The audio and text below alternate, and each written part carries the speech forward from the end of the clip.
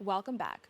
The independent nonprofit and feminist publication, The Conversationalist, aims to foster global perspectives and support journalists from different backgrounds.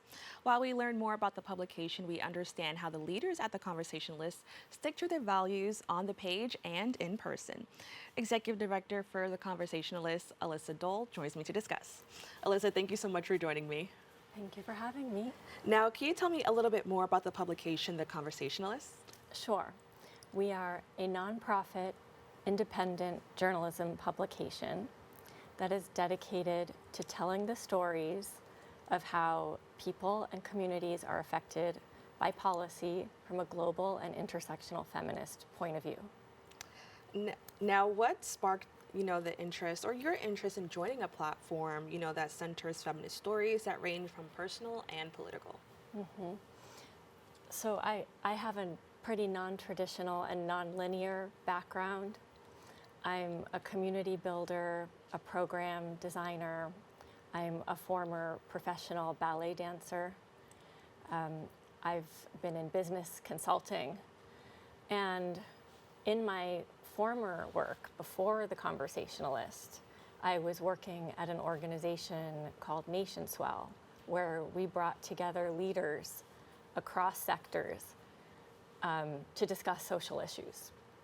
So I had this opportunity to facilitate and be side by side with nonprofit leaders working across a lot of different issues. And they were my heroes. I would watch them, I'd listen to them, I'd think about, what their challenges are. They would tell me. And I think part of me, in my own shy way, wanted to be one of them and to try what does it mean to lead today, and that word leadership can be so fraught. And I was always interested in power dynamic and the ethics of organizations and the human experience of people working within organizations and groups. So when Anna Lynn Guzik, the founder of The Conversationalist, asked me to try my hand at the executive director role, I thought it was a huge gift to see if I could make a difference. That's amazing. Thank you so much for sharing that with us. And we're definitely going to talk about that a little bit more.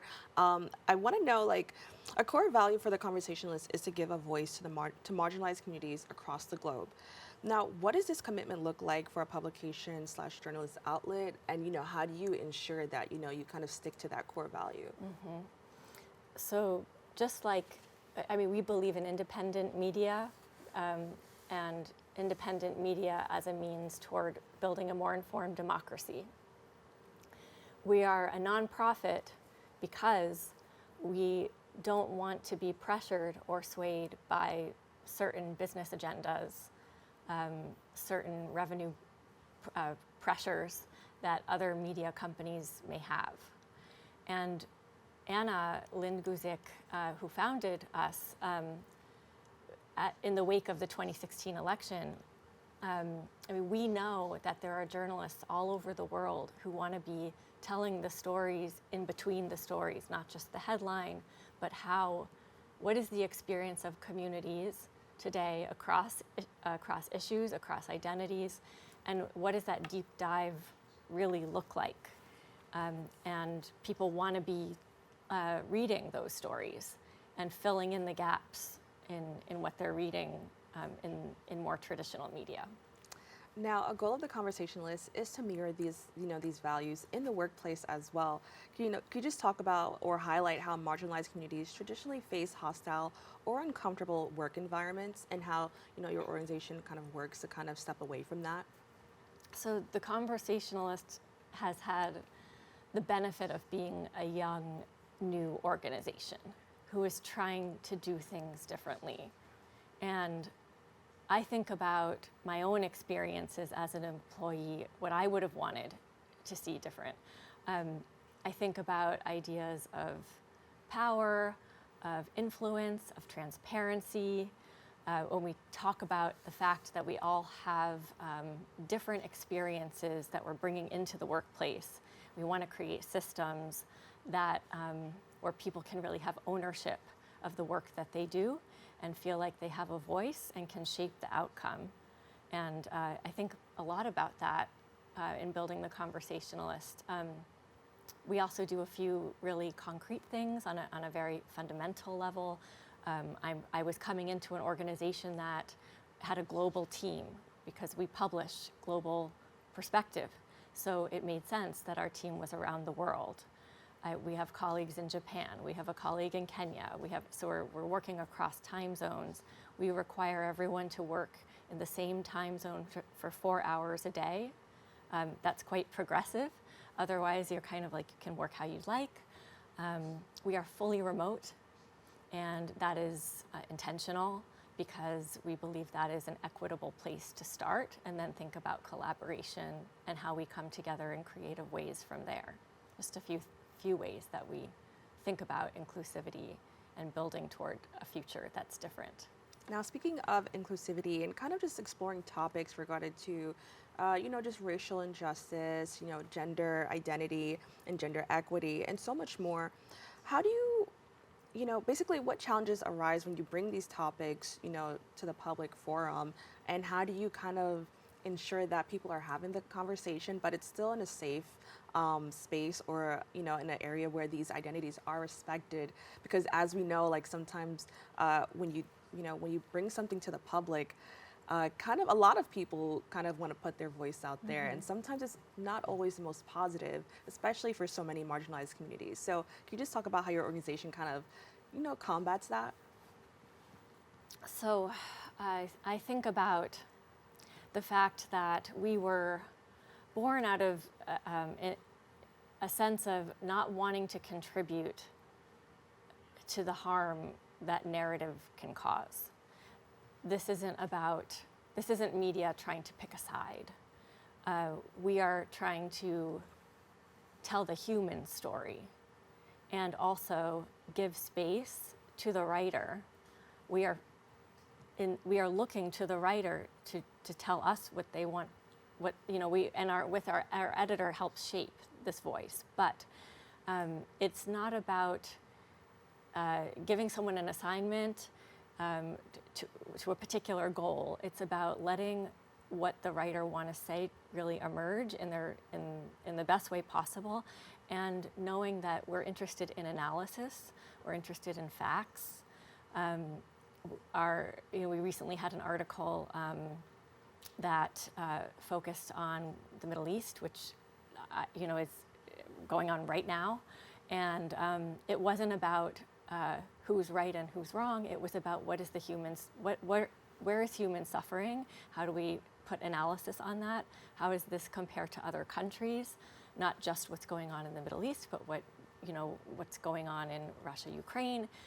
What is authoritarianism in this situation? A lot of ideas can be explored. So when you explore ideas in a really inclusive and holistic way, I think it's more likely that you can bridge divide and bring people together in a conversation, spark conversation, as opposed to trying to shut down conversation.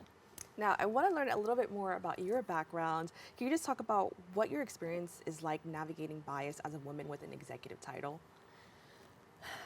So,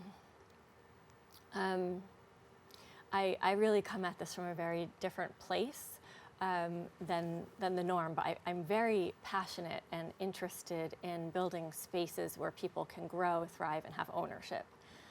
I was a ballet dancer who was applying to business school in my 30s.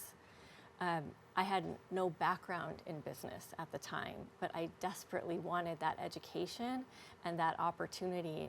And when I got to school, I was at NYU, and I was so lucky. I felt so lucky to be there. I was a non-traditional student, and they told me, don't worry, like 97% of the class will graduate with a job, which was very important to me.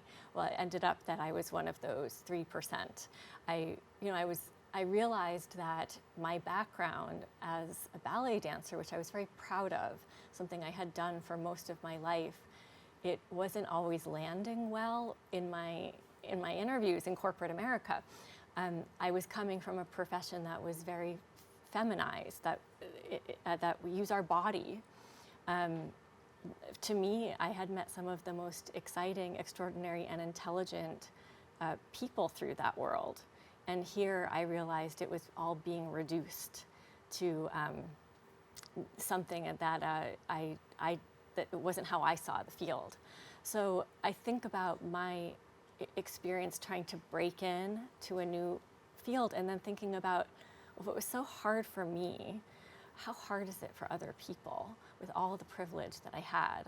And how do I make sure that it's an easier path, that people have a pathway to opportunity, that we think about transferable skills. I think about longevity in career.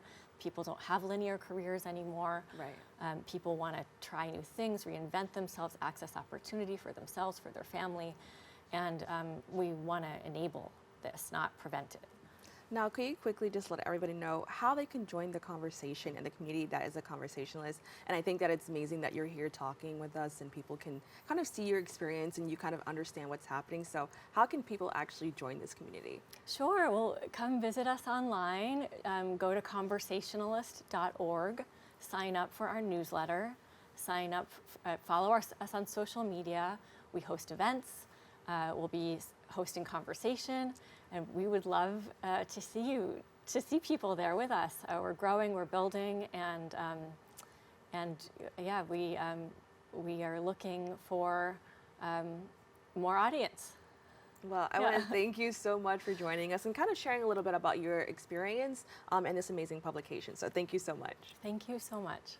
To learn more about this magazine, please go to their website at www.conversationalist.org, or you can follow them on social media at convo_ist. Don't go anywhere. We have more open right after this.